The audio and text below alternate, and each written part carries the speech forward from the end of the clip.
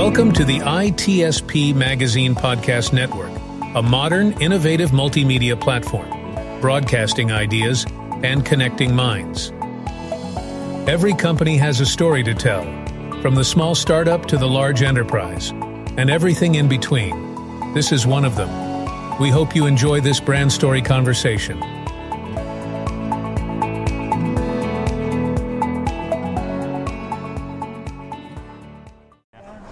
Right. Volume is good. Anytime, yes. Go for it. I know. It's really loud. Is it really loud? He's really loud. The Italian's really loud. Are you used to that with me? I am used to that. And, you've gone quieter. I know. The other side of the camera is talking, and getting louder and louder. I know he's getting. You could probably hear him on our mics all the way through. But here we are. We're recording. Don't mess with this, huh? There he is. Keep going. All right, I'm seeing what you're up to. So, Francesco, here we are, my friend. What was it? Last year we saw each other here. Yeah, we came about and we crossed paths here. I know. And now we're on the other side of the camera. I know. Exactly. So we're at Infosecurity Europe. You probably see the sign as Marco shifts it around here. And you have a cool spot inside, I do have to say. Yeah. You got a nice booth there, and the booth is busy, so you have some good conversations there. So we're going to get the origin story in Phoenix and all the cool stuff you're doing, the announcements you have already in place, some that are coming that I'm getting under embargo. You're going to hear about tomorrow when this comes out. But Francesco, it's always good to see you, man, and I'm glad to see you're doing well and all the fun stuff you're doing. But let's start with you first. Maybe a couple words about some of the stuff you've been up to in the past that led you up to today. Yeah, no, thank you, and it's always a pleasure to talk to you guys. It's been quite a while in the making, this and Phoenix and what we built, and I always pride myself to focus on helping engineering not burn out. And that was my mission from the day one when we started Phoenix as almost an internal project in HSBC. Right. And I had my team burning out on a consistent basis. And we just sat down together and said, look, it can't be that the whole world need to rely around millions of vulnerabilities and we get the worst part of it. And by discussing about the problem, we quickly realized that it was a communication problem on one end and a prioritization problem. When we were discussing with the engineers, the knee-jerk reaction was, please don't sell me more vulnerability stuff to fix, because of course everybody has their day job. Right. And if we came to a you can only fix so much, Francesco. Exactly, but it wasn't even in their job spec. Right. Like, the challenge was, okay, fix vulnerability in your spare time. Why should you do it? Why should you focus on fixing vulnerability? It's not a really good selling point. Oh, by the way, on this evening, you're going to spend another couple of hours fixing vulnerability and not seeing your family. Right. And of course, we need to make it important for the business, but by trying to communicate to business executive, oh look, you have this business critical system that has critical vulnerability exploitable in X, Y, and Z by this threat actor, you already lost them at word number 10. Right. So we needed a way to translate business executive language to engineering, to security, and we found that was the biggest language gap. That was the biggest challenge that we had, because engineer didn't want to just push us back. They didn't have security in their agenda. And even when security was in their agenda, was a lip service. It's like, we shall be more secure. Right. From an engineer perspective, it's like, how many story points does it equate to? It's like 5 story point, 10 story point. Like, and do they even know how to write those stories? No. For the security, exactly. No, exactly. and there was a massive language gap and disconnection gap between the expectation from an executive perspective into engineering practice. Like, engineer works in list, security works in risk, and the business work in risk. There is a massive disconnect in that. You need to translate risk objective and target into action for engineers. And that's what we built with Phoenix. On the early version of Phoenix, we help engineers just focusing on lists, and that didn't require us security team to get involved with engineers, because it didn't require anymore telling engineers, look, you need to focus on this particular list of stuff. The system was doing that for us. What we started working is, can we do this even smarter? Can we work systemically about, like, similar to what CISA has done, like memory safe language of this particular set and category of vulnerability is more interesting, because as I was talking in the talk this morning, these are more in the attack surface. 13% or 14% of the MVDs on one specific category of vulnerability that can either be remote code execution, buffer overflow, or memory corruption. So if you focus on those, chances are that you will focus on the same stuff that the attacker will focus, because they think like a business. They think like, I need to generate a piece of code that's going to attack the majority of the installation base, and that's usually is the known folks, Microsoft, Oracle, and so on.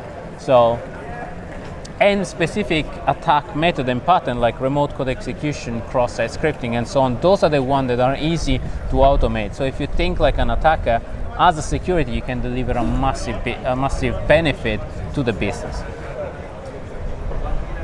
And you're going to be loved by engineers. Right. Yeah, because all of a sudden you're not showing up to a stand-up meeting and saying, look, can you please fix 50 vulnerabilities? Like, if you fix this, this, and this, or if you focus on this library, you maximize your risk reduction. They're gonna love you, because first of all, you're giving them an objective, and an actionable objective, and something that they can focus on and compete on. So talk to me about what they see there, because it maybe a comparison to what they get normally working with one or more scanners, right, the different types, versus what you get with Phoenix in terms of, here's the high impact, you might fix something here that's critical, maybe don't need to fix it here because it's not necessarily a high, I'm going to say value app or whatever, but I guess paint that picture for the engineers, security teams, so they can visualize what you do there. Because I think and usually when you work with scanner, that's your first approach, or like it's a more reactive, and that's what we wrote in the book. Like the first stuff that you do is you scan, you get a list of problems, and that's fine when you have one scanner on one problem. There can be libraries, there can be your code, there can be your infrastructure. But then you start adding, okay, now we need to scan for misconfiguration. Misconfiguration in production, or where you run your code, and misconfiguration on the way you build your code. Okay, now you have 3 sources. Then you add SCA. But now you add SCA. So composition analysis. And now you have 5 sources. And now you have composition analysis on your container. Now you have 6 sources. And now you add dust. But dust on your pipeline or dust externally. Now you're 8 sources. And so on and so on. So understanding fundamentally this as an engineer is complicated, and then on top of that you expect engineers to go and pick up their own project from this list, and sometimes they're massive, they're 3,000, 10,000 vulnerabilities. Like, go and find what belongs to you in that particular things, and then reverse engineers in that list if that actually you need to fix in that particular instance, or you need to fix it in a particular piece of code that is deployed somewhere. Like, that takes 9 hours to understand a specific problem, and then you need to go and fix it. Like, nobody want to do it. So what's the fix?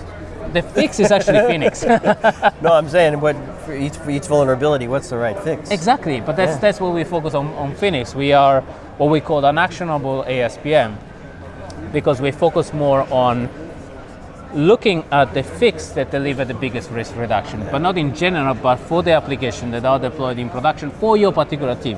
So it's a very narrowed down list of vulnerability that are actionable, and then we also inform you from a risk perspective what is fixable, exploitable, and convert all of that into an automated risk formula that you can also customize, because some business say, for me, it's particularly important where things are, or for me, it's particularly important where exploits are if something is fixable. So you can customize it as business, because every business has a different risk perception and tolerance. But then from an engineer perspective, they get a list of things that is finite and to fix on a week-to-week basis, and they can go crack on and fix it. in line with the expectation of the executive. So as a CISO, you can say, I want to be at this risk level, or I want to be at this risk level. And as a CISO, you can understand how many hours are that equate, how many work hours are that equate from an engineering perspective. Am I going to achieve that in a quarter or in 6 months? Right. So, and talk to me about, because oftentimes it isn't just one fix, right? So there could be multiple ways. It could be an upgrade a library. It could be write a new line of code. It could be write new lines of code, multiple lines of code. It could be you have a different configuration you can employ, which will mitigate, right. or you might have some other compensating controls. So how much of that can you present to the team? Does it always have to be engineering as well? No, it can be a mix between GRC, engineering, other folks, because right now we rely heavily on engineers because only them can understand this world of vulnerability. But if you start talking about risk and what are the factors that from a risk perspective influence the scoring, then everybody can say, look, I have this compensating control in my application. Can I reduce systemically this particular set of risks? That's a GRC function. Yeah. And I haven't talked about vulnerability. So you can kind of democratize vulnerability assessment, management, and risk management across your whole organization, and as well shorten the skill gap that currently we have, because we don't have enough engineers to cover all of this. No security engineers. So with this, you can kind of upscale. With Phoenix, you can upscale your workforce to think about risk-based approach, and hence cover more with less people or with the same amount of people that you have, and prevent burnout because you automate a lot of the decision time that normally takes you hours. With Phoenix, it takes you, in the best case, we reduce to 10 minutes to decide if you need to fix and where you need to fix specific things. Nice. And then we obsess with fix. Yeah. Because as you rightfully say, Sean, I see you guys are a single entity. Sean, as you rightfully said, there is a path to do I fix in this particular things or do I fix in the library. We actually correlate and contextualize where things are so that we can see you have this problem here, but actually you built it with this particular infrastructure as a code. So go and fix the infrastructure as a code file instead of focusing on operation. Right. Or this particular container that is deployed 50 times, touch many, and then you can deploy this in particular this build file for this particular container. Yeah. So that's the stuff that we focus with Phoenix to actually maximize risk reduction based on vulnerability, pattern, or fix. Yeah. So I don't know the name, but I think you just closed a new client, which is cool. So tell me what some of the outcomes are for some of your customers. What's the feedback you're getting? Is it clearly it's to make life easier for the engineering, bringing both better collaboration and experience and connection between security, application security, and operational security and engineering. So what's some of the feedback you're getting? So one of the good feedback that we got, for example, one of the largest banking client that we have, Clearbank, we got into a state where they have in real time, up to date, your asset inventory and the attribution. So which team actually is maintaining what from an operational perspective, so from a runtime perspective and from an application security perspective. So from a team perspective, they can jump on Phoenix on a weekly basis, schedule their workload, and see the impact on the week after of the things that they fix and if they're making progress or not. Now, from a security perspective, they saw that specific teams were making a huge dent because they had to maintain a lot of vulnerability. And hence they start focusing on, look, if you fix on this particular campaign of vulnerability, if you fix on this particular pattern of vulnerability, then you're gonna maximize your risk reduction. So it's making it informed risk-based decision, but also helping security team engaging with engineering team in a more practical and proactive way that deliver good feeling results. Yeah. Because nobody want to go home and say, I didn't manage to make a dent in my whole organization. And that's 90% of security work. Yeah. Basically, I'm going to tell them this stuff. Let's, so one thing that I noticed, I follow you closely. Very close. I'll look myself in the back tomorrow. No, but I do see what's going on, and I'm always thrilled to see that you continue to grow. And what I noticed is a lot of partnerships. Now, granted, you're working with a lot of scanners and other feeds, sources to inform you, and which inform your engineers and security teams. Talk to me about some of the partnerships you have. I think you just announced another one recently. Yeah, so this year we recognize that what we're really good at is troubleshooting, looking at the vulnerability source data. So we have 150,000 vulnerability findings that then we convert in 10,000 verified exploit. Now, if we want to take that to the next degree, because as a platform we rely heavily on weaponization, exploitation, and so on to actually inform our risk score, we wanted to offer our clients the next level of threat intelligence, because maybe you want to deploy a Yara rule, maybe you want to understand which threat actors is actually using particular vulnerability. So we decided to partner up and announce the partnership today with Booncheck so that you can have their own threat intelligence vulnerability data directly in the platform and be flagged if a particular vulnerability is exploited, not exploited, weaponizable, together with our threat intelligence. So with a minimal spend, you get an enormous amount of vulnerability, almost the whole entire world of vulnerability exploitation at a single click. And all of that automated in the decision-making process that Phoenix operates on, together with the recently announced patented 4-dimensional risk formula that enable us to bring a lot of the intelligence and the context, the probability of exploitation, how bad the vulnerability is, and which threat actor are looking at a particular vulnerability into a single risk formula that you can make decision on. But also give you all of these factors. So one of the things that our clients love is the fact that we're transparent.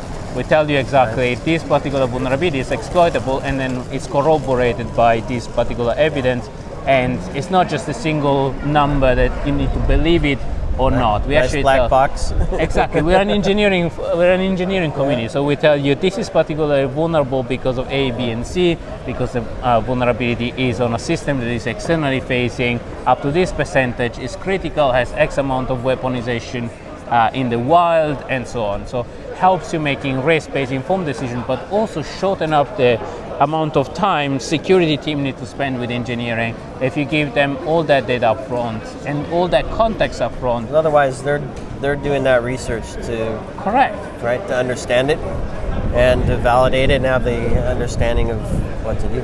Yeah. So what else? You have some other stuff you're announcing. Yes. So the book is actually one of the recent and most proud publication. Show the camera the book. It's been a year in the making, so I thought it would have been taken much less, and it's an evolution on the SLA risk-based decision process that we previously published. On this one, we decided to do something slightly different. So we decided to bring both vulnerability management folks, so like Chris Yu and Chintan, and application security team to actually bring things together.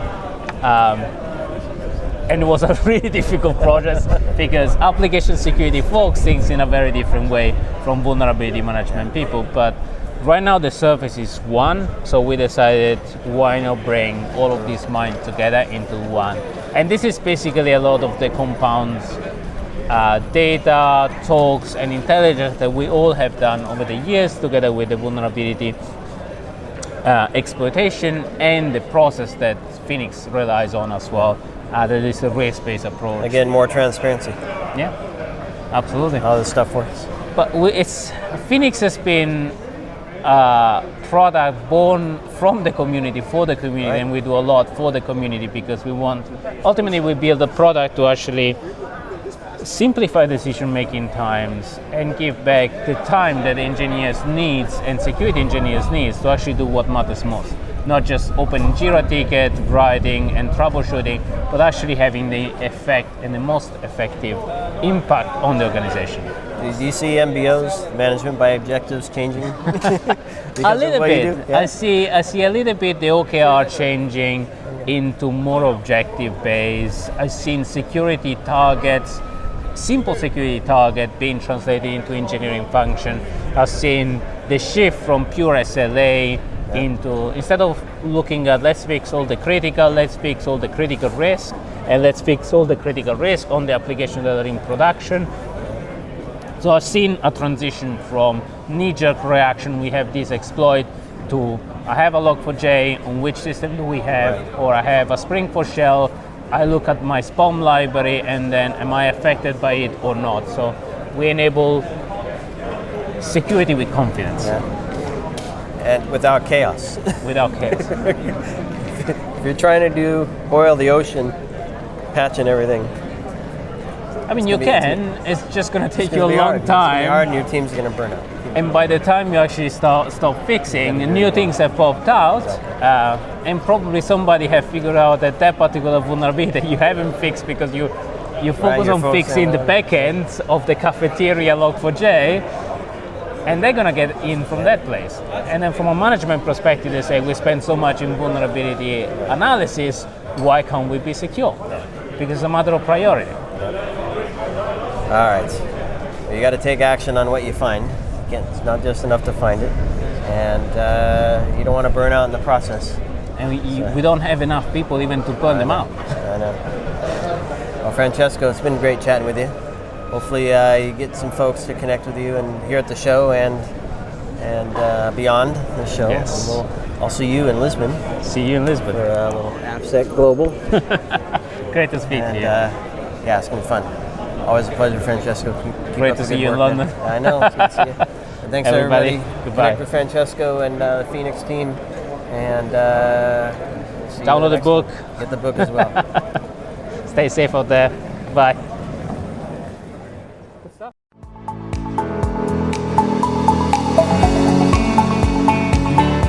We hope you enjoyed this episode and that you will come back for more brand stories on ITSP Magazine.